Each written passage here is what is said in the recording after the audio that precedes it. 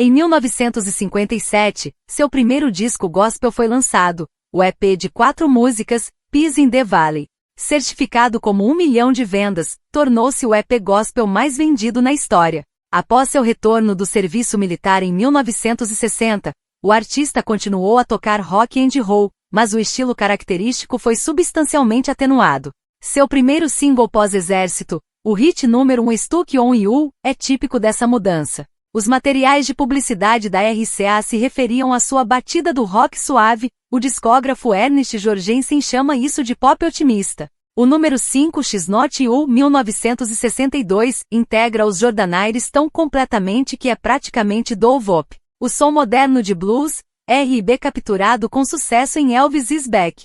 Foi essencialmente abandonado por 6 anos, até gravações de 1966 a 1967 como Down in the Alley e High Heel Sneakers. A produção de Presley durante a maior parte da década de 1960 enfatizou a música pop, geralmente na forma de baladas como Are You Lonesome Tonight? Número 1 em 1960. It's Now or Never, que também liderou a parada naquele ano, foi uma variação do pop de influência clássica baseada no napolitano, o soul mill, e concluindo com uma cadência operística de voz completa. Os dois eram números dramáticos, mas a maior parte do que gravou em suas muitas trilhas sonoras de filmes foi muito mais leve. Enquanto tocou várias de suas baladas clássicas para o 68 Comeback Special, o som do show foi dominado pelo rock and roll agressivo. Ele gravaria algumas músicas novas diretamente do rock and roll. Como explicou, eles eram difíceis de encontrar. Uma exceção significativa foi Burning Love, seu último grande sucesso nas paradas pop. Como seu trabalho da década de 1950, as gravações subsequentes retrabalharam canções pop e country, mas em permutações marcadamente diferentes. Sua gama estilística agora começou a adotar um som de rock mais contemporâneo, além de soul e funk. Grande parte de Elvis em Memphis, assim como Suspicious Minds gravado nas mesmas sessões, refletia sua nova fusão de rock e soul.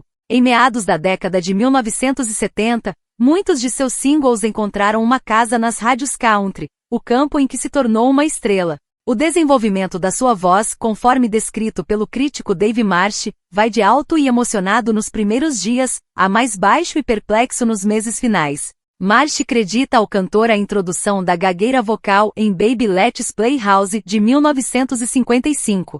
Quando em Don't Be Cruel ele desliza para um MMMMM que marca a transição entre os dois primeiros versos e mostra quão magistral é seu estilo descontraído. Marsh descreve a performance vocal em Can't Help Fall in Love como uma gentil insistência e delicadeza do fraseado. Jorgensen chama a gravação de 1966 de How Great Thou Art, uma realização extraordinária de suas ambições vocais enquanto elaborou para si um arranjo ad hoc em que assumiu todas as 4 partes do vocal, da introdução do baixo às alturas crescentes do clímax operático da música, tornando-se uma espécie de quarteto de um homem só. Guralnick encontra Stand By Me nas mesmas sessões do gospel em uma performance lindamente articulada, quase nua, mas por outro lado, sente que o artista ultrapassa seus poderes em Where No One Stands Alone, recorrendo a uma espécie de berro deselegante para emitir um som que Jake Ace do Statesman Quartet tinha em seu comando. O próprio Ace pensou que, embora outros possam ter vozes iguais às de Elvis, ele tinha aquela coisa que todo mundo procura durante toda a vida. Guralnick tenta identificar essa coisa, o calor de sua voz, seu uso controlado da técnica do vibrato e do alcance natural do falsete. A sutileza e a profunda convicção de seu canto eram todas qualidades reconhecidamente pertencentes ao seu talento, mas igualmente reconhecíveis que não devem ser alcançadas sem dedicação e esforço sustentados. Marsh elogia sua leitura de 1968 de U.S. Mali, exibindo as letras dos durões, não as elevando ou exagerando, mas jogando-as ao redor com aquela garantia surpreendentemente dura e gentil que trouxe para suas gravações da Sun.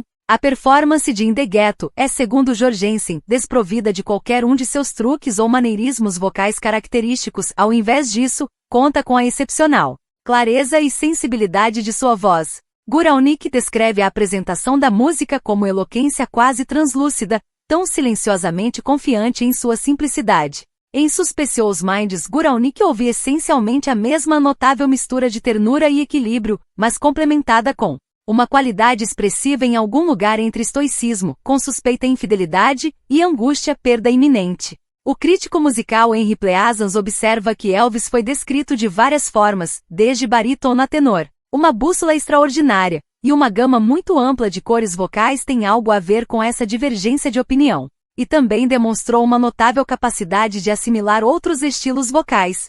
Pleasants o identifica como um barítono alto, calculando seu alcance como 2 oitavas e 1/3, do baixo barítono sol ao tenor alto si, com uma extensão ascendente em falsete para pelo menos um ré bemol. A melhor oitava do cantor está no meio, ré bemol a ré bemol, concedendo um passo completo extra para cima ou para baixo. Na visão de Pleasants, sua voz era variável e imprevisível na parte inferior, muitas vezes brilhante na parte superior, com capacidade para sol e lá que um barítono de ópera poderia invejar. A estudiosa Lindsay Waters, que calcula o seu alcance como 2 oitavas e 1/4, enfatiza que sua voz tinha uma amplitude emocional de sussurros ternos a suspiros, gritos, grunhidos, resmungos e pura aspereza que poderia tirar o ouvinte da calma e render-se ao medo. Sua voz não pode ser medida em oitavas, mas em decibéis. Mesmo isso perde o problema de como medir sussurros delicados que quase não são audíveis. Presley sempre foi capaz de duplicar o som aberto, rouco, estático, gritado, berrado, lamentado e imprudente dos cantores negros de rhythm and blues e gospel.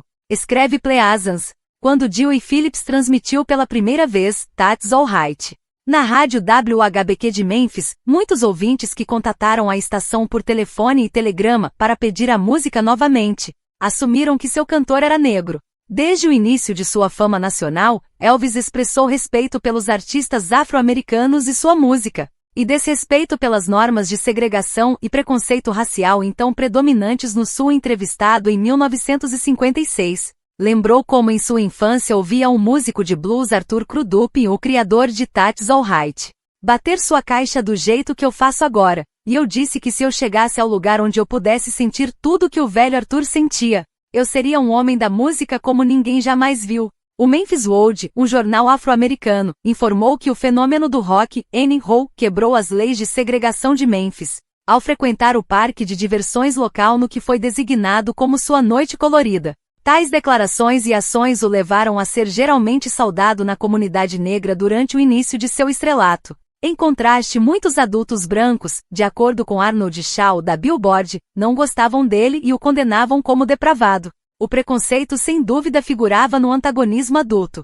Independentemente de os pais estarem cientes das origens sexuais negras da frase rock and roll, Presley os impressionou como a personificação visual e auditiva do sexo. Apesar da visão amplamente positiva do artista pelos afro-americanos, um boato se espalhou em meados de 1957 de que havia anunciado em algum momento: a única coisa que os negros podem fazer por mim é comprar meus discos e engraxar meus sapatos. Um jornalista do semanário nacional afro-americano Jet, Louie Robinson, prosseguiu com a história. No set de Jailhouse Rock, o cantor concedeu uma entrevista a Robinson, embora não estivesse mais lidando com a grande imprensa. Ele negou ter feito tal declaração. Eu nunca disse nada assim, e as pessoas que me conhecem sabem que eu não teria dito isso. Muita gente parece pensar que comecei este negócio. Mas rock and roll estava aqui muito tempo antes de eu aparecer. Ninguém pode cantar esse tipo de música como pessoas de cor. Vamos encarar, não posso cantar como faz Domino. Eu sei disso.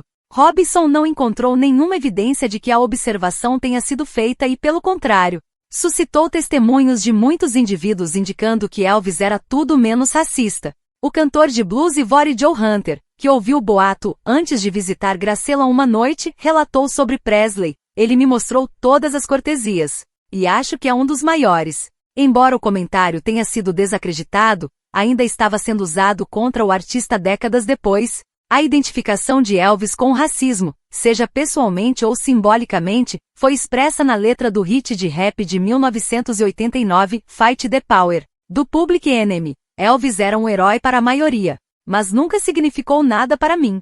Racista que o otário era. Simples e claro. Dane-se ele e John Wayne.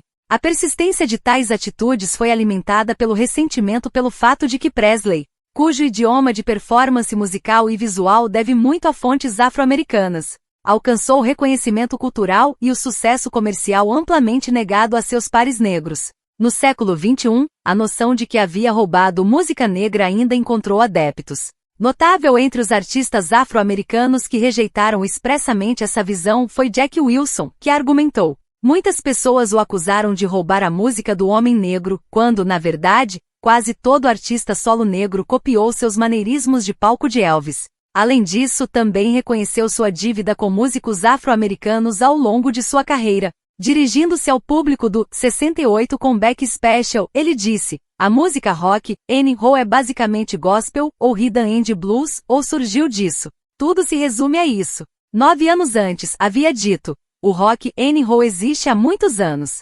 Costumava ser chamado de rhythm and blues. A atratividade física e o seu apelo sexual foram amplamente reconhecidos. Já foi lindo, surpreendentemente lindo, segundo o crítico Mark Fienney. O diretor de televisão Steve Binder, nenhum fã de suas músicas antes de supervisionar o 68 Comeback Special, relatou: sou hétero como uma flecha e tenho que te dizer, você pare, seja homem ou mulher, para olhar para Elvis.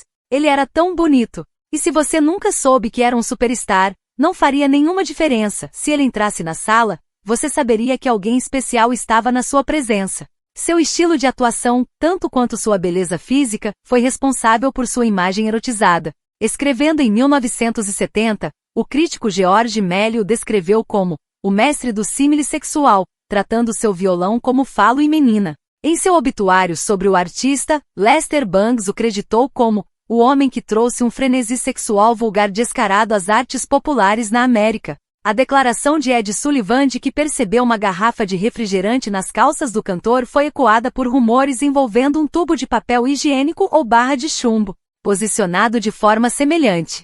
O artista é bem conhecido por seu penteado tingido de preto, que começou como um topete na década de 1950 antes de evoluir para o estilo dos anos 1970 com costeletas.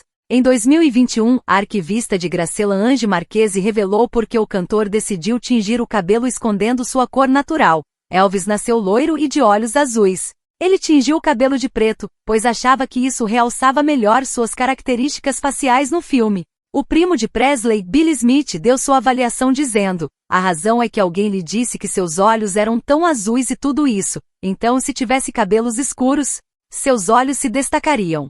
Enquanto foi comercializado como um ícone da heterossexualidade, alguns críticos culturais argumentaram que sua imagem era ambígua. Em 1959, Peter John Deere, da Siget Sound, descreveu sua personalidade na tela como agressivamente bissexual em apelo. Brett Farmer coloca os giros orgásticos da sequência de dança do título em Jailhouse Rock dentro de uma linhagem de números musicais cinematográficos que oferecem uma erotização espetacular, se não homoerotização, da imagem masculina. Na análise de Yvonne Tasker, Elvis era uma figura ambivalente que articulou uma versão peculiar, feminilizada e objetivante da masculinidade branca da classe trabalhadora como exibição sexual agressiva. O que reforçou a imagem do artista como um símbolo sexual foram os relatos de seus flertes com várias estrelas de Hollywood.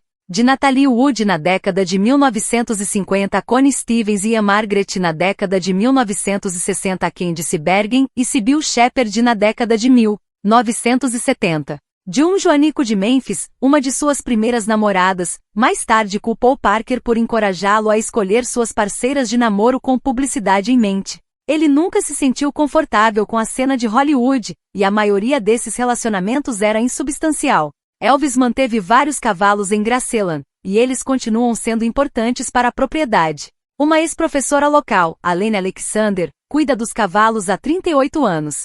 Ela e Priscilla Presley têm um amor por cavalos e formaram uma amizade especial. Foi por causa de Priscilla que Elvis trouxe cavalos para Graceland. Ele me deu meu primeiro cavalo como presente de Natal, o Domino, disse Priscilla. Alexander agora serve como embaixadora de Graceland. Ela é um dos 3 funcionários originais que ainda trabalham na propriedade. O cavalo chamado Palomino Rising Sun era o cavalo favorito de Elvis, e há muitas fotos dele montado nele. Visto que ele se tornou o empresário do cantor, Coronel Tom Parker insistiu em um controle excepcionalmente rígido sobre a carreira de seu cliente. No início, ele e seus aliados de Rio and Hand, os irmãos Jean e Julian Aberbas, perceberam a estreita relação que se desenvolveu entre o artista e os compositores Jerry Leiber e Mike Sotoler como uma séria ameaça a esse controle. Parker efetivamente encerrou o relacionamento, deliberadamente ou não, com o novo contrato que enviou a Leiber no início de 1958. Leiber achou que havia um erro, a folha de papel estava em branco, exceto pela assinatura de Parker e uma linha para inserir a dele.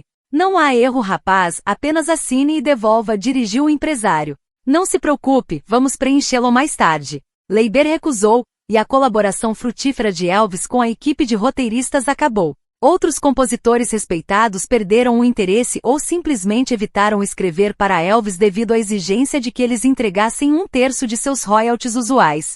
Em 1967, os contratos de Parker renderão-lhe metade da maior parte dos ganhos do artista com gravações, filmes e mercadorias. A partir de fevereiro de 1972, recebeu 1/3 do lucro das aparições ao vivo. Um acordo de janeiro de 1976 também lhe dava metade disso. Priscilla Presley observou que Elvis detestava o lado comercial de sua carreira.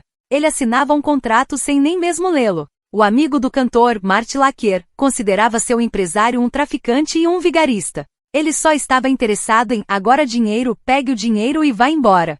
Laqueur foi fundamental para convencê-lo a gravar com o produtor de Memphis Chips Moman e seus músicos escolhidos a dedo no American Sound Studio no início de 1969. As sessões do American Sound representaram um afastamento significativo do controle habitualmente exercido por Hill e Randy. Moman ainda teve que lidar com a equipe da editora no local, cujas sugestões de músicas considerou inaceitáveis. Ele estava prestes a desistir até que Presley ordenou que o pessoal da Hill and Randy saísse do estúdio. Embora o executivo da RCA, John Deary, tenha sido mais tarde cheio de elogios pelas escolhas de músicas do produtor e pela qualidade das gravações, Moman não recebeu crédito nos discos e nem royalties por seu trabalho. Ao longo de toda a sua carreira, o artista se apresentou em apenas 3 locais fora dos Estados Unidos, todos eles no Canadá. Durante breves turnês em 1957. Em 1968, comentou: em pouco tempo farei algumas turnês de apresentação pessoal.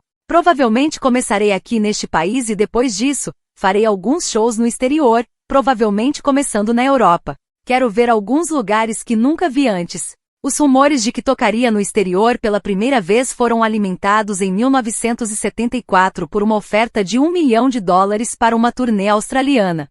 O empresário estava estranhamente relutante, levando as pessoas próximas ao artista a especular sobre o passado do gerente e as razões de sua evidente falta de vontade de solicitar um passaporte. Após a morte do cantor, foi revelado que Parker nasceu Andreas Cornelis van Kuy na Holanda, tendo imigrado ilegalmente para os Estados Unidos. Ele tinha motivos para temer que, se deixasse o país, não seria permitido voltar novamente. Parker acabou reprimindo quaisquer noções que Presley tivesse de trabalhar no exterior, alegando que a segurança estrangeira era ruim e os locais inadequados para uma estrela de sua magnitude. O empresário, sem dúvida, exerceu o controle mais rígido sobre a carreira cinematográfica do artista. Hal Wallis disse: prefiro tentar fechar um acordo com o diabo do que com Parker. O produtor de cinema Sam Catman o descreveu como o maior vigarista do mundo. Em 1957, Robert Mitchum pediu a Presley para co-estrelar consigo em Thunder Road, que Mitchum estava produzindo e escrevendo. De acordo com George Klein, um de seus amigos mais antigos, também foi oferecido papéis principais em West Side Story e Midnight Cowboy. Em 1974, Barbra Streisand se aproximou dele para, juntos, estrelar o remake de A Star Born. Em cada caso, quaisquer ambições que pudesse ter para desempenhar tais papéis foram frustradas pelas exigências de negociação de seu gerente ou recusas diretas. Na descrição de Laqueur, a única coisa que manteve Elvis em pé depois dos primeiros anos foi um novo desafio, mas Parker continuou jogando tudo para o chão. A atitude predominante pode ter sido melhor resumida pela resposta que Leiber e Sotoler receberam quando trouxeram um projeto de filme sério para o artista, Parker e os proprietários de Hill and Randy para sua consideração. No relato de Leiber, Jean Aberbas advertiu-os a nunca mais tentar interferir nos negócios ou trabalhos artísticos do processo conhecido como Elvis Presley. No início dos anos 1960, o círculo de amigos com quem o artista se cercou constantemente até sua morte passou a ser conhecido como a Máfia de Memphis. Rodeado pela presença parasitária, como diz o jornalista John Harris, não era de admirar que quando caiu no vício e no torpor, ninguém deu o alarme. Para eles, Elvis era o banco, e tinha que permanecer aberto. Tony Brown, que tocou piano regularmente para ele nos últimos 2 anos de sua vida, observou sua saúde em rápido declínio e a necessidade urgente de resolvê-lo. Mas todos nós sabíamos que era inútil porque Elvis estava cercado por aquele pequeno círculo de pessoas, todos aqueles chamados amigos. Em defesa da máfia de Memphis, Marty Lacker disse: Presley era seu próprio homem. Se não estivéssemos por perto, teria morrido muito antes. Larry Geller tornou-se cabeleireiro do cantor em 1964. Ao contrário de outros na máfia de Memphis, estava interessado em questões espirituais e lembra como, desde a primeira conversa, Presley revelou seus pensamentos e ansiedades secretos. Quero dizer, tem que haver um propósito, tem que haver uma razão. Por que eu fui escolhido para ser Elvis Presley? Eu juro por Deus, ninguém sabe o quão solitário eu fico. E o quão vazio realmente me sinto. Posteriormente, Geller forneceu-lhe livros sobre religião e misticismo, o qual leu vorazmente. Ele ficaria preocupado com esses assuntos por grande parte de sua vida, levando vários livros em turnês. A ascensão de Presley à atenção nacional em 1956 transformou o campo da música popular e teve um enorme efeito no escopo mais amplo da cultura popular. Como catalisador da revolução cultural que foi o rock and roll, Elvis foi central não apenas para defini-lo como um gênero musical, mas também para torná-lo um marco da cultura jovem e da atitude rebelde. Com suas origens racialmente misturadas, afirmadas repetidamente pelo cantor, a ocupação do rock and roll de uma posição central na cultura estadunidense dominante facilitou uma nova aceitação e apreciação da cultura afro-americana. A esse respeito, Little Richard disse: era um integrador. Elvis era uma bênção. Não deixavam a música negra passar. Ele abriu a porta para a música negra. Al Green concordou. Quebrou o gelo para todos nós. O presidente Jimmy Carter comentou seu legado em 1977, sua música e sua personalidade, fundindo os estilos country dos brancos e rhythm and blues dos negros, mudaram permanentemente a face da cultura popular americana. Era um símbolo para as pessoas de todo o mundo da vitalidade, rebeldia e bom humor de seu país. Presley também anunciou o alcance amplamente expandido das celebridades na era da comunicação de massa. Aos 21 anos, dentro de um ano de sua primeira aparição na rede estadunidense de televisão, já era considerado uma das pessoas mais famosas do mundo. O nome, a imagem e a voz do artista são reconhecidos em todo o mundo. Ele inspirou uma legião de imitadores. Em pesquisas, é reconhecido como um dos mais importantes e influentes artistas da música popular estadunidense. Elvis Presley é a maior força cultural do século XX, disse o compositor e maestro Leonard Bernstein. Foi quem introduziu a batida em tudo e mudou tudo: música, linguagem, roupas. É uma revolução social totalmente nova, os anos 1960 vieram dele. John Lennon disse que nada realmente me afetou até Elvis. Bob Dylan descreveu a sensação de ouvi-lo pela primeira vez como sair da prisão. Durante grande parte de sua vida adulta, com sua ascensão da pobreza à riqueza e fama massiva, parecia simbolizar o sonho americano. Em seus últimos anos, e ainda mais após sua morte e as revelações sobre suas circunstâncias, se tornou um símbolo de excesso e gula. Cada vez mais atenção, por exemplo, foi dada ao seu apetite pela rica e pesada culinária sulista de sua criação, alimentos como bife de frango frito, biscoitos e molho. Em particular, seu amor por sanduíches de manteiga de amendoim frito, banana e às vezes bacon carregados de calorias, agora conhecidos como sanduíches de Elvis, veio a representar esse aspecto de sua personalidade. Mas o sanduíche representa mais do que apenas excessos insalubres, como o estudioso de mídia e cultura Robert Thompson descreve. O deleite não sofisticado também significa o duradouro apelo americano do cantor. Ele não era apenas o rei, era um de nós. No 25º aniversário de sua morte, o The New York Times afirmou: todos os imitadores sem talento e terríveis pinturas de veludo preto em exibição podem fazê-lo parecer pouco mais que uma memória perversa e distante. Mas antes de Elvis se tornar um ícone popular, era o contrário, uma força cultural genuína. Os avanços de Elvis são subestimados porque nesta era do rock and roll, sua música hard rock e seu estilo sensual triunfaram tão completamente.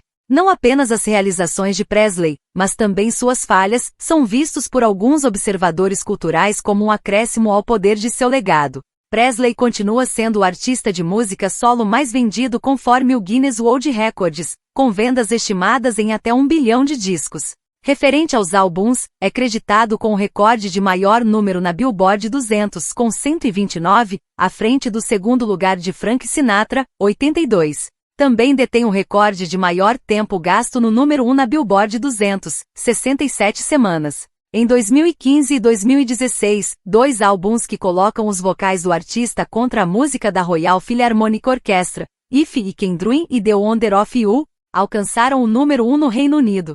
Isso deu-lhe um novo recorde de álbuns número 1 no Reino Unido por um artista solo com 13, e estendeu seu recorde de maior intervalo entre álbuns número 1 de qualquer pessoa.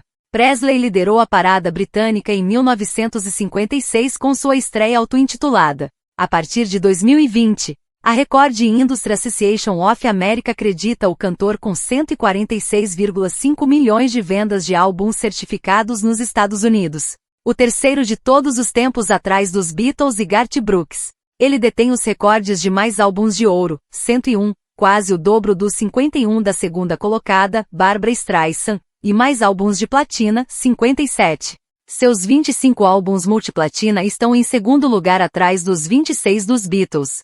Seu total de 197 prêmios de certificação de álbuns, incluindo um prêmio de diamante, supera o segundo melhor dos Beatles com 122. Elvis tem o terceiro maior número de singles de ouro, 54, atrás de Drake e Taylor Swift, e o oitavo single de platina, 27. Em 2018, o presidente Donald Trump concedeu-lhe a Medalha Presidencial da Liberdade, condecoração feita póstumamente. O show no Havaí, intitulado Aloha from Hawaii via Satellite, é um marco significativo na carreira de Elvis Presley, e na história da música. Realizado em 14 de janeiro de 1973, foi o primeiro concerto solo transmitido ao vivo via satélite, alcançando uma audiência global estimada em 1,5 bilhão de pessoas em mais de 40 países, o que levou a Billboard a presentear Elvis Presley com o prêmio de Criador de Tendências. O show quebrou todos os recordes de público na época de sua exibição, e ainda hoje é o show de maior audiência na história da música protagonizado por um único artista solo. Nos Estados Unidos, o show foi ao ar em abril e se tornou a maior audiência da história televisiva americana até então, sendo exibido na NBC, superando a audiência da ida do homem à lua. A casa de Elvis, Graceland, é a segunda casa mais visitada nos Estados Unidos, atrás apenas da Casa Branca, com mais de 650 mil visitantes por ano.